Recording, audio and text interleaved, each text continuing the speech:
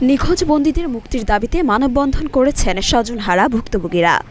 মঙ্গলবার সকাল ১১টায় অন্তর্বর্তী সরকারের প্রধান উপদেষ্টার সরকারি বাসভবন যমুনার সামনে এ মানববন্ধন অনুষ্ঠিত হয়। এ সময় মানববন্ধনকারীদের বিভিন্ন স্লোগান দিতে দেখা যায়।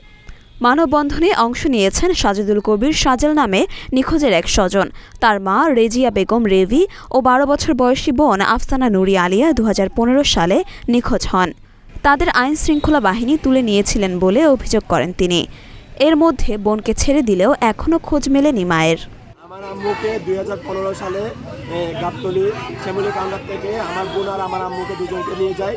একদিন এক রাত রেখে আমার বোনকে এর পরের দিন আবার চোখ বেঁধে নিয়ে এসে একটা স্টেশনের পাশে ধাক্কা দিয়ে গাড়ি থেকে নেমে দেওয়া বলে যায়, তোর আম্মুর শেষ দিকে ছাড়বো আর তোর ফ্যামিলির শেষ দিকে ছাড়বো।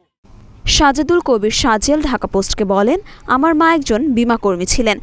২০১৫ সালের ২২ সেপ্টেম্বরে গাবতলীতে শ্যামলী পরিবহনের কাউন্টার থেকে আমার মা ও বোনকে তুলে নেওয়া হয়। আমার বোনকে ফিরে পেলেও মাকে পাইনি। বর্তমান অন্তর্বর্তী সরকারের কাছে আমি মাকে ফেরত চাই। ২০১৫ সাল থেকে আমরা আমার আম্মুকে বিভিন্ন জায়গায় খুঁজতেছি, থানায় জিডি করছি, সবাই আমাদেরকে না বোঝার জন্য ট্যাপ দিতেছে।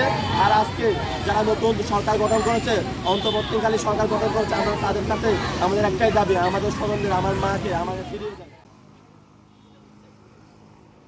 মরিয়ম মিম, ঢাকা পোস্ট।